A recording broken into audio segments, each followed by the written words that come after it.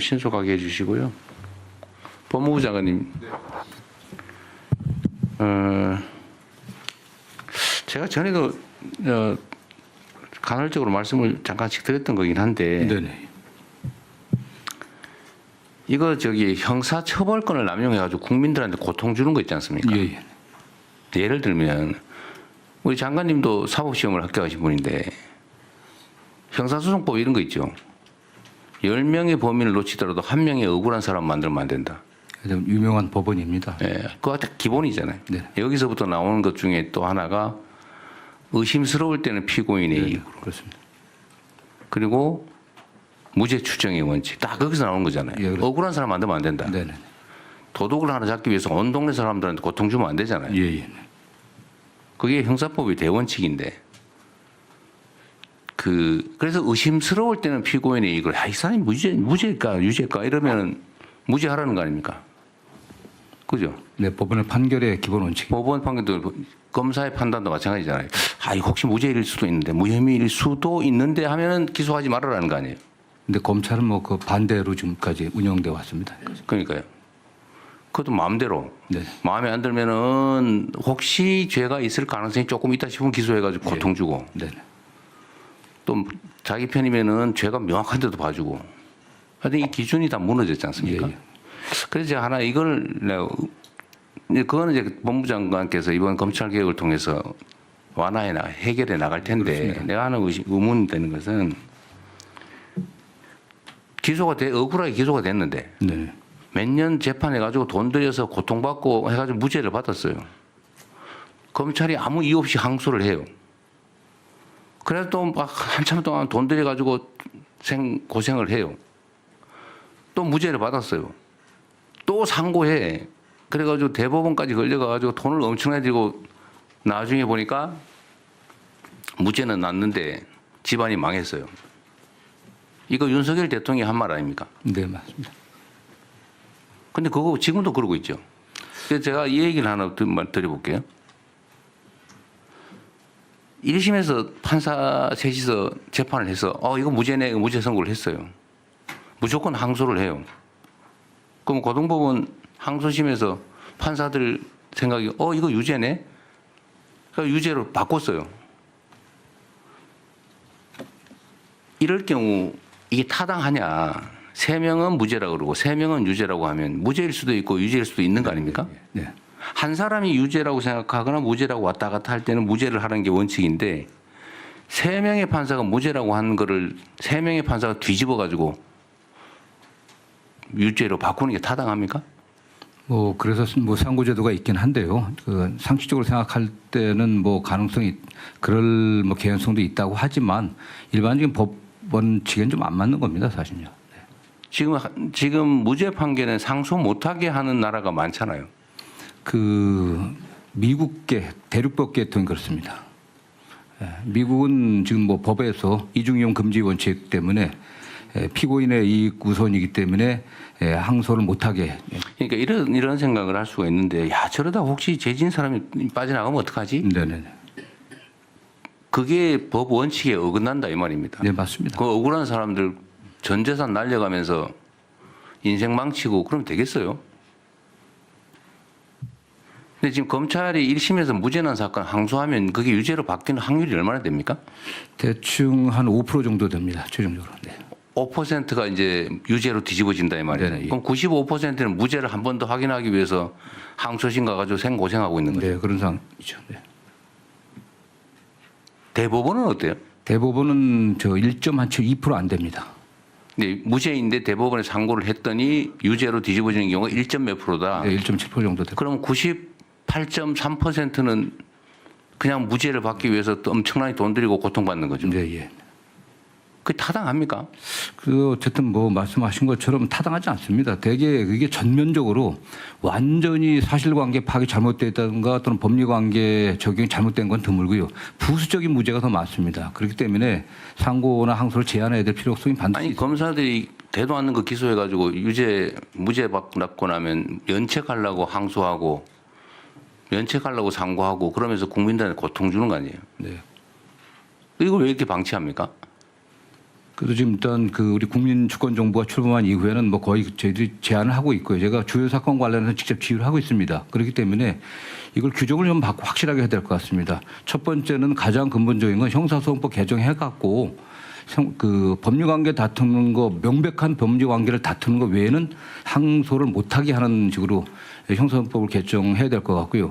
1차적으로 현실 가능한 것은 대검 관련 사무 예규들을 일단 바꿔야 됩니다. 원칙적으로는 지금 공소심의위원회가 있고 또 상고심의위원회가 있지만 내부 인사로만 지금 돼 있어갖고 그냥 기계적인 항소나 상고를 그냥 방치했거든요. 이 부분을 갖다 규정을 좀 고칠 예정입니다. 이게 막 1심에서 몇 년씩 재판해가지고 집 팔아가지고 변론해가지고 겨우 무죄 해놓으면 항소 가가지고 또 그러고 그중에 기껏해야 5% 네. 뒤집어지는데 95%는 헛고생하는 거 아닙니까? 네, 맞습니다. 네. 국가가 왜 이리 잔인해요 국민들한테. 그래서 이 재판이라고 하는 게 인류 수천 년 역사에서 경험으로 정한 원칙이 있잖아요. 그래서 의심스러우면 피고인 이익으로 하라고. 이 심판사 셋이서 무죄라고 했는 걸 지금 이게 제가 이걸 얘기를 여러 군데 해봐도 혹시 나쁜 사람이 빠져나가면 어떡하지? 이래가지고 그냥 계속 하잖아요. 네네. 그래서 이게 좀 나눠야 될 것 같고요. 대통령. 그 사건 같은 경우도 어떤 1심 합의부는 1년 이상 무기 사용 사건이거든요. 근데 이게 이제 살인죄라든가 또는 강력범죄, 성폭력범죄 같은 경우가 된 경우는 사실 피해자가 있고 국민들 분노의식이 높기 때문에 저는 법을 좀 이게 사건들을 분류해 갖고 지금 말씀하신 것처럼 아주 중대하고 예외적인 경우들 빼놓고는 상소를 금지하는 경우로 입법을 추진하고요. 일단은 어쨌든 대통령님 취임한 이후에는 저희 검찰에서는 제가 일전 대부분의 중요 사건을 보고 받으면서 그런 방향을 좀 하고는 있습니다. 그거는 중대 사건이든 경미 사건이든 억울한 사람 생기는 건 똑같다. 그게 포퓰리즘이잖아요. 네네. 사람들이 대중들이 흥분한다고 그 없는 사람 잡아가지고 특히 중대 범죄일수록 중형이잖아요. 예, 그 때문에 사실관계 문제하고 좀 법률 문제가 좀 나눠 갖고 저희들이 좀 분석을 좀 시작하고 있습니다. 그 없는 사람 잡아다가 사형시킨 거 많잖아요. 네네. 그 죽은 사람 어떡할 거예요? 이제 와서 몇십 년 지난 다음에 무죄 선고하고 미안하다 그래놓고 또 그러고. 뭐 앞으로는 뭐 그런 일이 없을 것 같고요. 저희들이 억울한 과거에 사람은- 그 문제는 지금 대통령 취임 이후에 제가 과거에 그 관련된 과거사 사건들, 재심 사건들을 전부 항소 포기 내지는 진행되는 사건도 분석해 갖고 취하시키고 있습니다.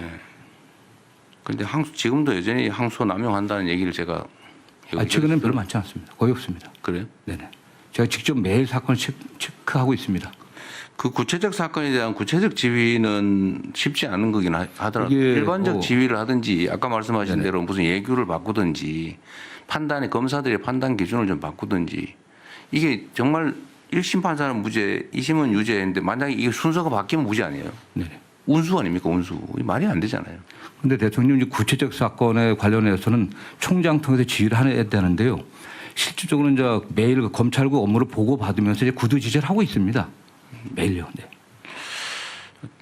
잘하고 있다는 게 다행이긴 한데요. 또 시스템으로 좀 예, 이거 훌륭한 제도도- 법무부 장관 바뀌면 또 바뀔 수 있잖아요. 아니, 그러니까 제도적으로 해서 규정들을 다 바꾸려고 하고 있습니다. 그러십시오. 그걸 좀 준비해 주시고요. 네, 나머지 준비된 거 하시죠. 행안부 보고 계속해 주시죠. 예, 행안부 장관 윤호중입니다. 예, 준비된 그 요약본 2페이지를 중심으로 보고드리겠습니다. 국가정보자원관리원 화재 수습 상황 및 향후 계획입니다. 먼저 화재 개요에 대해 간략히 말씀드리겠습니다. 9월 26일 금요일 20시 15분 발화한 불이 27일 18시 완진되었습니다. 피해 현황은 화재 발생한 7-1 전산실은 전소되었고 이를 포함한 모든 전산실에 647개 시스템이 중단되었습니다. 대응 경과를 말씀드리겠습니다. 화재 직후 장애 발생 상황을 인지하고 비상근무 체제로 전환하여 긴급 지시사항을 전파하였습니다. 이길 다음 날 오전 8시 10분부로 상황 판단 회의를 거쳐 위기경보 심각 단계 발령 중대본 가동 중입니다. 다음은 장애 복구 계획에 대해 말씀드리겠습니다. 먼저 2층에서 4층까지 전산 장비는 재가동 가동 여부를 확인하며 복구 중이고 5층에 위치한 분진 피해를 입은 7, 8 전산실은 분진 제거 후 재가동할 계획입니다. 또 전소한 5층 7-1 전산실에 96개 시스템은 대구센터로 이전 후 가동할 계획입니다. 다음 페이지입니다. 구체적인 복구 사항과 향후 계획을 말씀드리겠습니다. 선제적으로 가동 중단했던 551개 시스템은 피해가 적은 1에서 6 전산실 2층에서 4층입니다. 시스템부터 재가동이 시작되었습니다. 오늘 04시 기준으로는 82개 시스템이 복구 완료되었고 1등급 시스템의 경우는 55.6%에 해당하는 총 36개 중 20개가 복구되었습니다. 분진 피해가 발생한 7, 8 전산실은 5층입니다. 10월 12일 완료를 목표로 분진 제거 작업에 들어갔습니다. 화재로 전소된 7-1 전산실 내 96개 시스템은 대구센터 내 민관 협력형 클라우드로 이전 추진 중입니다. 자원 풀을 구축하고 기존 유휴 자원을 활용해 10월 1일부터 업무 프로그램 이전을 시작할 계획입니다. 이번 화재와 관련된 647개 시스템에 대하여 목록뿐만 아니라 등급 또 전산실별 위치 등을 오늘 공개할 예정입니다. 국정자원관리원회 엔탑스라는 정보 시스템을 운영 관리하는 시스템 또한 이번 화재로 장애가 발생해서 최종적으로 명확한 시스템 정보를 취합하느라 공개까지 다소 시간이 걸린 점 양해해 주시기 바랍니다. 앞으로 각 시스템의 복구 상황을 직접 국민들께서 확인하실 수 있도록 투명하게 공개하겠습니다. 다음은 국민 불편 최소화 방안입니다. 업무가 시작되는 어제 09시부터 콜센터를 활용하여 국민 불편 사항을 신속 상담하고 해결 방안을 안내하고 있습니다. 또한 정보 시스템 장애로 인해 제기되는 법정 민원 처리 결과 또 문제 해소 방안 등을 집중 대응하기 위해 각 지자체별로는 민원 불편 사항 대응 지원반을 설치했습니다. 또 각종 이 수수료 발급 수수료에 대해서는 이 10월 2일까지 면제하고 있습니다. 그리고 각 부처에서는 첨부해 드린 자료에 있습니다만 업무 지속성 계획을 통해 대응 방안을 마련해서 실행 중에 있습니다. 행안부는 이번 장애에 끝까지 책임을 다해 조속한 복구와 국민 불편 최소화에 총력을 다하겠다는 말씀드립니다. 이상입니다. 각 부처별로 상황과 대응 계획 보고하실 거죠? 너무 양이 많은데 이렇게 하시죠. 이건 최대한 신속하게 복구한다. 또 필요한 대응 우회 방안을 강구한다. 그거 당연히 해야 될 일이잖아요. 그런 정도로 하시고 좀 그냥 일반적인 논의를 좀 해보면 좋겠어요. 상황 파악은 다 이제 됐겠죠, 이제? 예, 그렇습니다. 저번 일요일 날 얘기해서 좀 정리가 안 된 것들이 있었는데 이게 일단은 민간은 이중 운영 시스템을 갖추고 있는데 네, 거의 모든 글로벌 기업들뿐만 아니라 다 갖추고 있잖아요. 예. 정부 전사는 이중 운영 시스템이 없었다는 거죠. 지금 하려고 했는데 네. 하세요라 하면서 안 해버렸다는 거죠, 몇 년 동안. 네, 1등급에 한해서 한 20% 정도만이 이중 시스템을 가지고 있고요. 이 동시에 운영되는 액티브형 운영 이중화는 된 것이 없습니다. 그러니까 운영 이중화를 민간에 하라고 정부가 공고를 했고 실제로 민간은 다 이중 운영 시스템을 가지고 있는데 정부도 한다고 얘기는 했는데 지금 몇 년 동안 실제 안 하고 있었던 거죠. 한다고도 얘기했고 매년 감사원의 지적이 있었는데도 그러니까요. 시정되지 않았습니다. 그러니까 이게 지금 상상하지 못할 일이 실제로 벌어졌기 때문에 아까 제가 그 말씀드렸던 거고요. 이런 게 여러 영역이 있을 수가 있습니다. 오히려 유지 보수에 의해서는 삭감해 왔다는 거잖아요. 계속 줄여왔다는 거잖아요. 하나 더 만들어야 될 상황인데 어쨌든 그런 문제가 여러 군데 있을 수 있고 이 지금 이제 복구는 하되 어쨌든 언제 일이 또 벌어질지 모르니까 그 이중 운영 시스템을 정부의 자체로 만들든지 아니면 민간과 협업해서 만들든지 가능한 방안을 좀 찾아서 지금 이제 예산은 이미 내놓긴 했지만 필요하면 국회 심의 과정에서 증액을 하든지 신설하든지 네. 필요하면 뭐 예비비로 하든지 네. 해서 최대한 빨리 시스템을 동시에 하십시오. 이거 복구하는 거 복구는 해야 되잖아 당연히. 그리고 소위 듀얼 시스템을 만드는 거. 네, 지금 그거는 네. 별도로 팀을 만드든지 해서 준비를 하십시오. 네. 아까 가계부 이거 어디서 하기로 했죠? 가정 수석이 AI. 맞다. 네, AI 네. 인공지능위원회에서 하기로 했습니다. 네, AI 전략위원회에서 진행하기로 결정했습니다. 어쨌든 그거는 최대한 신속하게 이제 복구하는 것 말고 시스템을 정비하는 거를 신속하게 동시에 네. 진행하도록 하십시오. 네, 동시에 신속하게 진행하겠습니다. 그리고 현재 복구가 지금 이 순간까지 몇 개나 됐어요?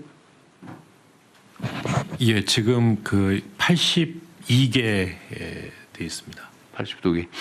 뭐 나름 핵심 시스템들은 그나마 뭐 재난 복구 시스템이 나름 있어서 다는 아니지만 네, 있는 것들은 그걸 이용해서 DR 하고 있는 거죠. 하고 있고요. 복원이 됐고요. 그다음에 이 심각한 것은 7-1 전산실에 이 소실된 시스템입니다. 그래서 아직 그 36개 중에 20개까지밖에 복원을 그러니까 중요한 시스템에서는 그밖에 못 하고 있습니다. 그러니까 황당한 거죠. 실시간 데이터 백업도 규정상으로는 하게 돼 있는데 그거 맞죠? 예, 하게 되는데 지금 안 된 거죠. 안 돼. 백업을 해서 그 자리에 놔두는 거 말고 네네. 온라인으로 다른 곳으로 즉시 소산하기로 돼 있다면서요? 네, 그 그걸 안 한 거잖아요 지금. 예, 그 다른 곳에 온라인 소산이 있고요. 그다음에 오프라인 소산이 있는데 온라인 소산은 주 단위로 하고 있었습니다. 아니 그러니까 내 말은 실제로 그렇게 엉터리를 냈다는 거 규정이 어떻게 돼 있냐고. 네, 규정상 규정상 즉시 하게 돼 있잖아요. 그 메일 증분은 지금 신규 데이터는 즉시 즉시 예. 백업해서 즉시 온라인으로 다른 곳으로 네네. 소산한다. 네. 전체 데이터는 일주일에 한 번씩 한다. 그렇게 예, 규정이 그렇게 돼 있다면서요. 예. 근데 그렇게 안 한 거잖아요. 네네, 그렇습니다. 그러니까 이게 요거를 참고를 해서 어쨌든 아까 말씀드린 다른 제도 시스템도 매뉴얼대로 하고 있는지 매뉴얼은 있는지 해보라는 겁니다. 이 매뉴얼을 있는데도 안 지킨 거예요, 실제로. 이게 복구가 어렵지 않습니까? 아예 영구적으로 데이터가 소실돼 버린 경우도 지금 있는 거 아니에요? 아예 없어져 버린 거. 그렇게 보여집니다.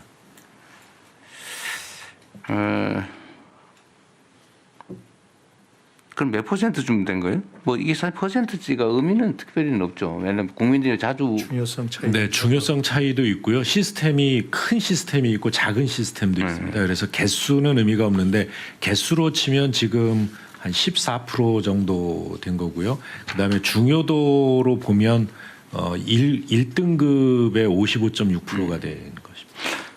지금 각 부처들 이제 보고 준비해 놓으셨는데 그냥 그러면 이렇게 할게요. 한번 자, 국무총리실은 현재 문제되는 복구되지 못한 중요한 시스템이 뭐가 있어요? 예, 저희 지난 일요일 날 국조실장입니다. 지난 일요일 날 보고 드린 대로요. 조세 심판원에 청구반이 저거 하나 있고 그다음에 규제 신문으로 그 두 가지. 두 가지가 있습니다. 어쨌든 요거는 예, 조세 심판은 개별적으로 담당이 있기 때문에 예, 별 문제가 없다. 없습니다. 예, 그렇습니다. 규제 신문고는 우편, 메일, 팩스 등으로 받고 있습니다. 근데 지금 접수했다가 소실된 자료가 있을 수 예, 있다. 있습니다. 근데 예, 숫자는 크지는 않을 거고. 그렇습니다. 예. 기재부는 어떠세요? 예, 대통령 기재부는 재정정보 시스템이 제일 중요한데 그 부분은 일요일 날 4시로 복구가 되고 나머지 복구됐어요? 홈페이지 부분입니다. 예, 그래서 홈페이지. 그 부분은 저희들 우리 국민들한테 공지를 했었습니다. 그래서 필요하면은 지금 홈페이지는 지금 전 부처가 아마 같은 홈페이지. 예, 문제가 있습니다. 그 다음에 교육부는요. 네, 전 부처와 마찬가지로 그 홈페이지는 이제 네, 됐고 문제가- 모든 홈페이지가 다 똑같을 네네. 거고. 그리고 네. 나머지는 지금 실제로 현장에서 가장 관심이 높은 K-에듀파인이나 나이스 태제는 잘 돌아가고 있어서 네, 네, 문제 있는 것만 얘기하십시오. 네, 없습니다. 네, 그럼 교육부는 별 문제가 없다는 거고. 과기정보통신부는요. 네, 그 우체국 금융은 완전히 그 서비스 재개돼서 정상 운영 중입니다. 다만 이제 우편 서비스 중에서 이제 필수 서비스인 우편, 등기, 소포 등은 재개를 했지만 일부 서비스인 우체국 쇼핑, 내용 증명, 미국행 국제 우편 등이 차질이 좀 있습니다. 이 우체국 쇼핑에 입점한 농어민들, 소상공인들이 이거나 생산해서 우편으로 보냈어야 되는데 못 보내서 지금 우리 썩는다, 못 쓴다, 뭐 이렇게 아우성이라던데. 네, 피해가 그거에 대한 대책은 뭐예요? 실제 그 신선 식품에 대해서는 오늘부터 이제 그 배달이 가능하도록 이제 저희가 재개를 했고요. 다만 이게 기존 농수산식품들은 이제 저희 우정사업본부에서 저희가 구매를 해서 실제 저희 직원들에게 복지로 이제 활용하거나 아니면은 그 우체국 그 보험이나 금융상품 우리 고객들한테 이제 선물로 드리는 형태로 신선식품은 배달을 우편 배달을 재개했고 재개했습니다. 그 외에 가공식품이나 이런 것들은 사준다. 네. 그리고 지금 중기부에서 추가로 저희가 사업자분들 찾아서 연락해가지고 중기부가 가지고 있는 공용 홈쇼핑하고 민간하고 이제 쇼핑 연결되어 있는 사업들이 있습니다. 그래서 그쪽으로 연결해드리는 작업. 네. 근데 여기가 좀 아우성이 좀 많은 것 같더라고요. 자, 외교부는 문제되는 게 특별히 뭐 있어요? 없습니다. 네, 다행이네요. 자, 통일부는 예, 특별히 없습니다. 북한 자료센터 그 민원 처리가 약간 문제가 있는데 이건 뭐 크게 문제는 되는 상황. 네, 알겠습니다. 법무부는 예, 특별한 문제는 없습니다. 지금 뭐 광주센터의 대부분의 그 킥수 자료가 돼 있고요. 그 다음에 교정이라든가 어떤 출입국 관련 따로 분리하고 저희들이 보관하고 있어갖고 관계가 없습니다. 아닙니다. 네. 국방부는 뭐 별도 시스템이었죠. 뭐 상관없고 행안부가 지금 꽤 있겠죠. 네, 아까 보고 드렸어요. 네. 자, 국가보훈부는 어떠세요? 저 통합보험 시스템은 지금 민원 처리가 불가능합니다. 또 국립묘지 안장 신청도 불가능합니다. 그렇지만 8월 31일까지 자체 백업 파일이 있어서 이걸 각 그 국립묘지나 지청에 내려보내서 수기로 특히 팩스를 통해서 수기로 모든 업무를 처리하고 있습니다. 네. 근데 그 사이에 신청을 했는데 자료가 사라졌으면은 9월 한 달 자료는 다 사라졌습니다. 그렇지만 이거는 수기로 각 지청과 각 현충원 호구원에 자체 우리가 파악이 가능한 것으로 보고를 받았습니다. 그러게 국립묘지 안장이야 뭐 건수가 많지 않을 테니까 충분히 파악 가능할 것 같고 일반 민원들이 있으면